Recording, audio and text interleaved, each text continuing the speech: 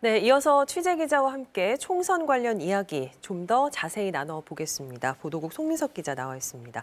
자, 오늘부터 공식 선거운동이 시작됐습니다.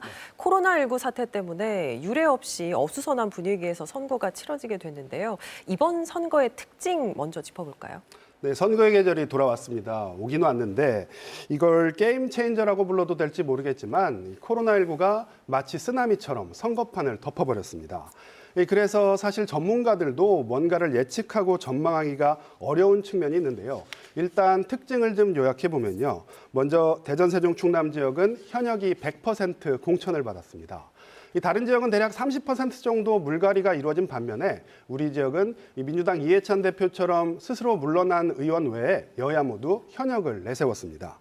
이 새 인물로 승부수를 띄우기보다는 아마도 현재 지역구라도 사수하고 보자 이런 안정 심리가 좀 반영된 걸로 읽히는데요. 이 때문에 대부분 지역구가 현역 대 신인의 1대1 구도로 짜여졌습니다. 물론 정의당이나 민생당에서 후보를 낸 지역구도 상당수 있긴 한데 이 당선권이라고 보기는 힘들다 이런 게 중론이고요. 다만 경합 지역, 초박빙 지역에서는 이 제3당의 표가 어디로 쏠리느냐에 따라서 이 당락이 갈리는 곳도 있을 전망입니다. 말씀하신 것처럼 우리 지역 이번 선거 특징은 현역 대 신인의 1대1 구도로 정리할 수 있겠고 정당이나 인물 외에 중요한 게 이제 공약이죠. 예. 그렇죠. 각 당 후보들의 공약은 어떻습니까? 말씀하신 대로입니다. 누구를 뽑을 때 보통 고민하는 게 정당이 어디냐, 그리고 인물은 어떠냐, 그리고 공약은 뭘 내놨나 이런 점들이잖아요. 이 정당이나 인물은 유권자 본인이 판단하시면 되는데 이번엔 공약이 문제입니다. 이 선거철 공약은 빌공짜 공약이다 이런 말씀 많이 하시는데 이번엔 정말 빌공짜 공약이 맞는 것 같습니다. 왜냐하면 여야 공약이 차이가 없습니다. 민주당과 통합당 모두 약속이나 한 듯이 대전 충남 1호 공약으로 혁신도시 지정을 꼽았는데요. 이 세종 1호 공약으로는 국회 세종의사당 건립을 약속했습니다. 한마디로 매 선거 때마다 재탕되는 공약들입니다. 이 당별로 보면 민주당은 대전 의료원 설립이나 대전 교도소 이전 추진처럼 정말 해묵은 공약을 올렸는데 이미 모두 추진 중인 사항이고요.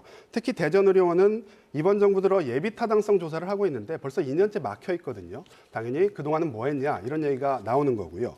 통합당은 국회 세종의사당 설립을 세종 1호 공약으로 내놨는데 지난해 당시 한국당에서 이 절차적 문제가 있다면서 관련 예산을 삭감하겠다고 으름장을 놔서 지역에 한번 발칵 뒤집힌 적이 있잖아요. 네네. 그런데도 별다른 해명 없이 또다시 총선 1호 공약으로 내세웠습니다. 이 유권자들이 고개를 갸우뚱하지 않도록 이 지역구 후보들이라도 좀 더 고민과 철학이 담긴 공약을 이미 늦었지만 좀 내놨으면 하는 바람입니다. 네, 자 그러면 유권자들이 가장 궁금해할 부분 지금까지의 판세도 한번 분석해 보실까요? 네, 어제 충청권 선대위원장들이 저희 방송에 나와서 목표 의석수를 발표했는데요. 20대 그러니까 4년 전에 대전, 세종, 충남북 27석 가운데 이 무소속 이해찬 후보를 포함해서 민주당이 13석, 당시 새누리당이 14석을 차지했거든요. 민주당 박병석 선대위원장은 그때보다 좀 더 차지했으면 좋겠다. 그러면서 15+ 알파를 기대하고 있다. 이렇게 얘기했고요.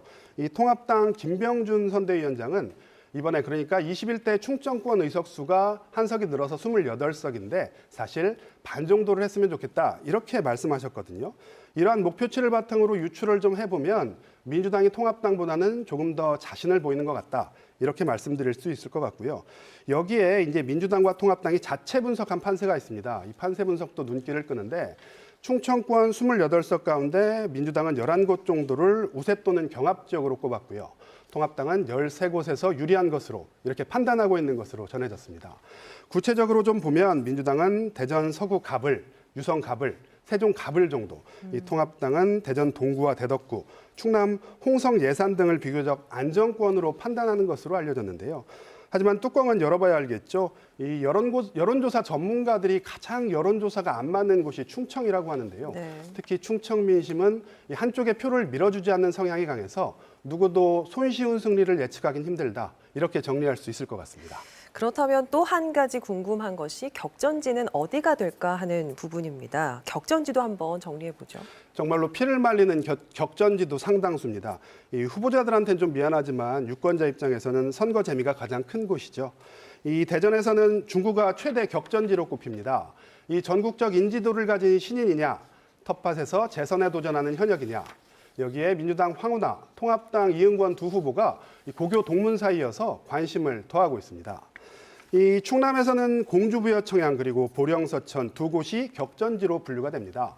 공주부여청양은 충남에서 가장 보수적인 곳인데 청와대 출신인 두 후보죠. 민주당 박수현 후보와 통합당 정진석 후보가 수성이냐 아니면 탈환이냐를 놓고 재대결을 벌입니다.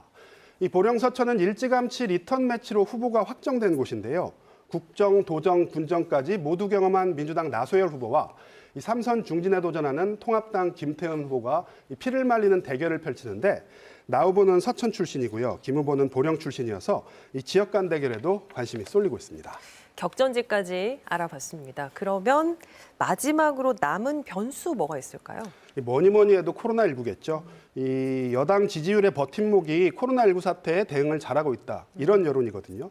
그런데 만에 하나 집단 감염 사태가 다시 나타난다면 여당 지지율이 흔들릴 가능성이 높아 보입니다. 연관해서 코로나19가 투표율에 얼만큼 영향을 줄까 하는 점도 큰 변수인데요. 이 투표율이 낮아질 거라는 게 일반적인 관측이긴 한데 투표율이 낮아진다면 여당에 무조건 유리할까? 이 점도 섣불리 예측하기는 힘든 측면이 있습니다. 우선 젊은 유권자들을 진보 성향으로 단정하기가 점점 어려워지고 있고요.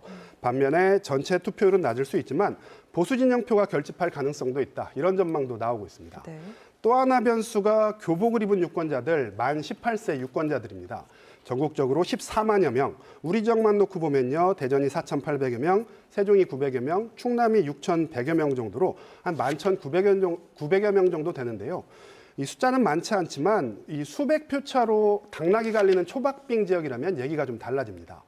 실제 4년 전 선거에서 논산, 계룡, 금상 그리고 당진 등의 지역은 1% 안팎의 차이로 당락이 갈렸거든요. 그래서 초접전 지역구가 늘수록 만 18세 유권자들의 표심을 무시할 수 없다. 이런 분석도 나오고 있습니다. 네, 집중 분석 오늘 21대 총선 우리 지역 특징부터 격전지까지 알아봤습니다. 송민석 기자 수고했습니다.